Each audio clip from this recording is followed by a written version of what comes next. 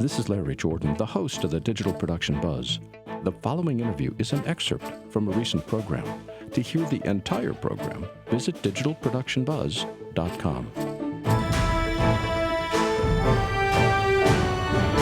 Cirina Catania is the supervising producer of The Buzz. She's also an independent filmmaker and has been for a long time, as well as one of the co-founders of Sundance. And we've got her off in the wilds of Europe somewhere, checking out a new film festival. Hello, Cirina. Welcome back. Hi, Larry. I'm actually not even back yet. I'm still in Berlin. No, but you're back on The Buzz, which is all I care about. So what's happening in Berlin? Well, it started to snow a little bit today on my way home, I can tell you that. You know, one of the things that strikes me about the Berlin Film Festival is how hard my fellow journalists work. There are thousands of us here, literally thousands of us, and nobody's getting any sleep, me included. So by the time we hit this sort of a little bit past the halfway mark, we're all a bit catatonic. But typical day is probably I get up around 3 or 4 in the morning, and after having taken a nap for 3 or 4 hours, and then I'll work on doing my writing, do the research for the upcoming day, watch the trailers for the films we're going to see, and then I'm usually out the door by about 7 o'clock, and I take 2 buses to the Potsdamer Platz, and the first screening starts at 9, and I'll see a minimum of 3 films a day with 3 press conferences to go with them. The Berlinale is going on now, correct? Yes, it is. And as a journalist, what are you screening the films to write about them? Are you screening them as an independent producer to look at their techniques? What are you looking at when you go to the film? And then I want to take a look at what happens at a press conference. But what's your goal here? Okay, several things. The main reason for me to come to Berlin is its pure love of film, as I've mentioned before in The Buzz. These films are actually, Berlin tends to be a more political festival, I should say, than the other festivals. Like Sundance, people at Sundance are very concerned about what actors are in the movies. Here in Berlin, they talk about the directors and the message of the films. So I'm here to watch the movies, see what's being selected, and use that as research for future films that I and my friends might be working on, and just get a better feel for the international market, and then just enjoy the films, because these are films that you may or may not ever see in the United States. Most of them do get distribution. If they make it to the competition at Berlinale, most of these films will get distribution. They may or may not get a wide distribution, but it's nice to watch them. And I learn from these amazing directors that have these some of them are works of art, some of them are more commercial. So it's a learning process for future distribution, and it's just the love of the art. All right, so let's shift behind the scenes. What happens at a press conference? Well,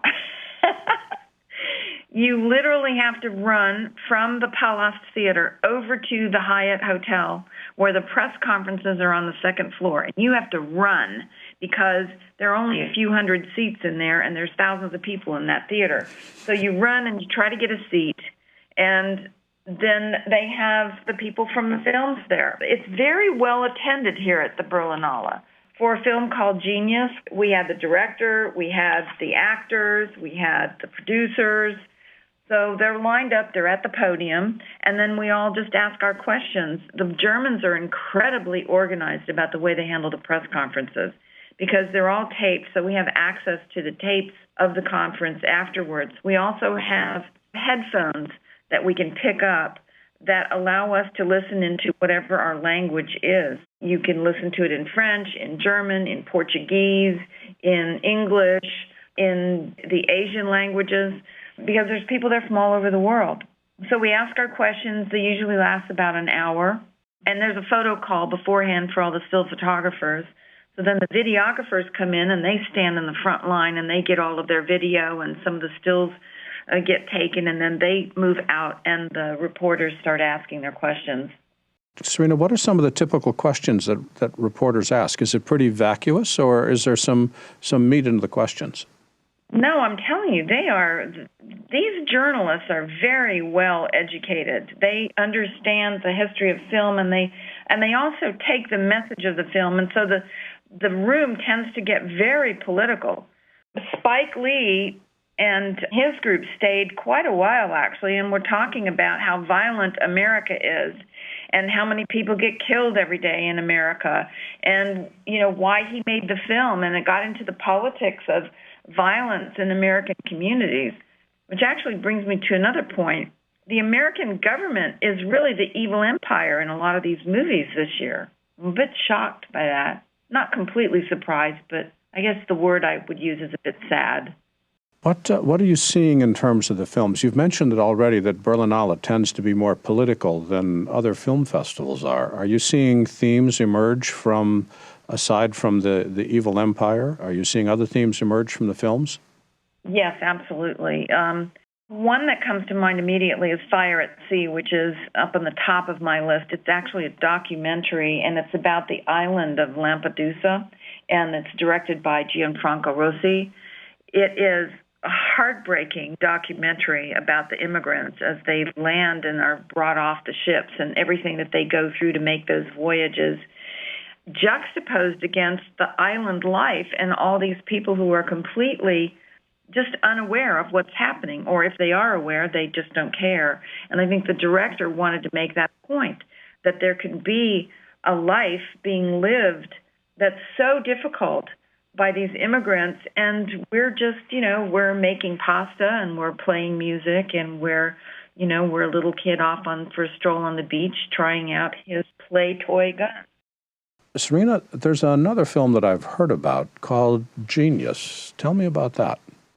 That's Michael Grandage's film. It's a wonderfully made film about Thomas Wolfe and the editor that worked with him for so many years to help him get his books out when no one else would publish them.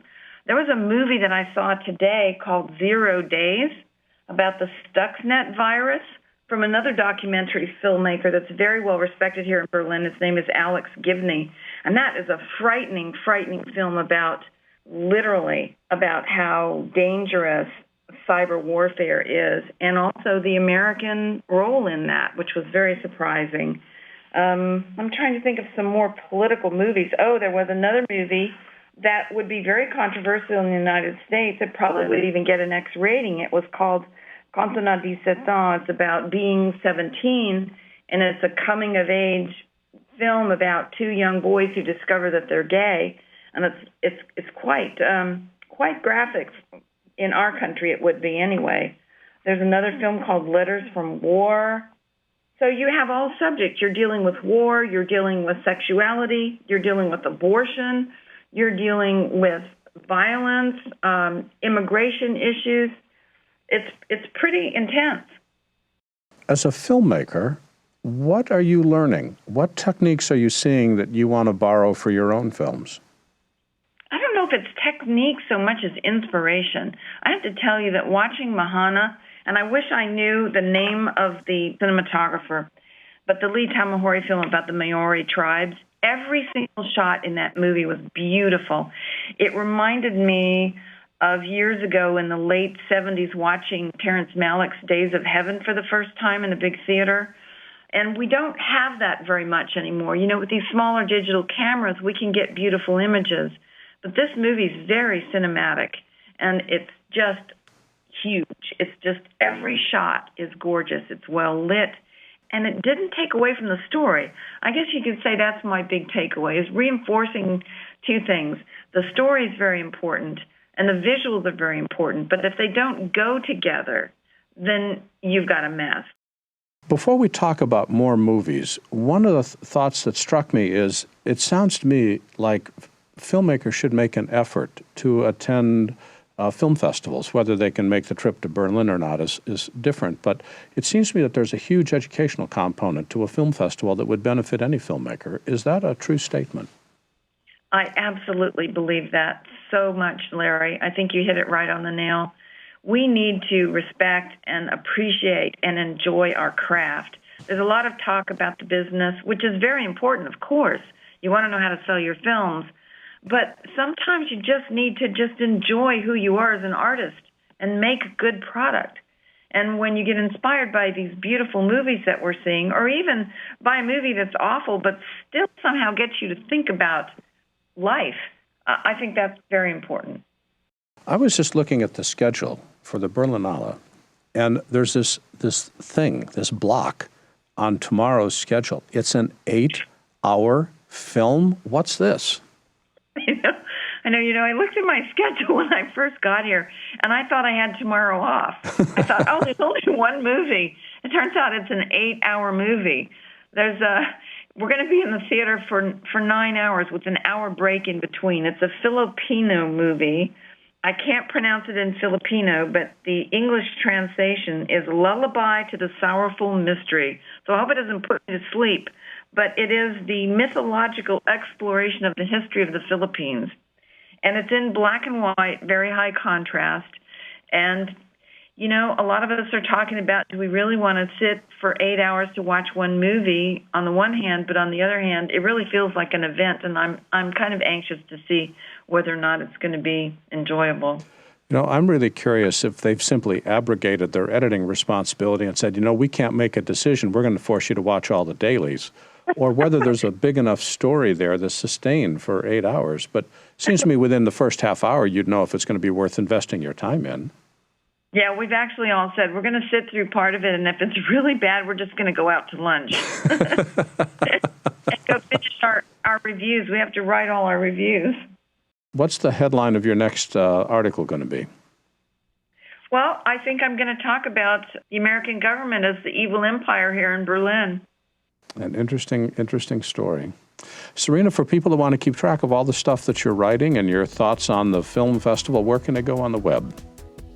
Go to filmvault.biz or thecataniagroup.com. And the Film Vault, all one word, filmvault.biz or thecataniagroup.com. And Cirina Catania is the supervising producer of The Buzz and traveling to Berlinale. Cirina, thanks so much for joining us today. Enjoy the festival and have a safe trip home. Thanks, Larry. See you next week. If you'd like to see more videos like this one, please subscribe to our YouTube channel. To stay connected and receive updates from The Buzz, sign up for our free weekly newsletter now. Or you can learn more about us on our website. And thanks for watching The Digital Production Buzz.